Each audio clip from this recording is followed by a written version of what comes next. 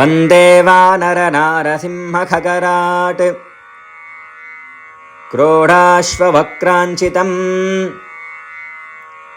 नानालङ्करणं त्रिपञ्चनयनं देदीप्यमानं रुचा हस्ताब्जे रसिखेटपुस्तकसुधाकुम्भां कुशाद्रिं गदां खड्वाङ्गं पनिभूरुहं दशभुजं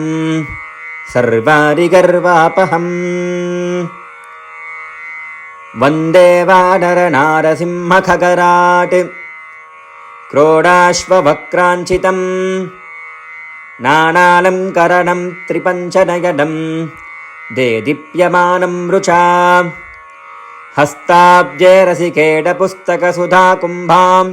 कुशाद्रिं गदां खड्वाङ्गं फणिभूरुहं दशभुजं सर्वारिगर्वापहम् वन्दे वानरनारसिंहखगराट् क्रोडाश्ववक्राञ्चितं नानालङ्करणं त्रिपञ्चनयनं देदीप्यमानं रुचा हस्ताब्जे रसिखेटपुस्तकसुधाकुम्भां कुशाद्रिं गदां खड्वाङ्गं फणिभूरुहं दशभुजं सर्वारिगर्वापहम्।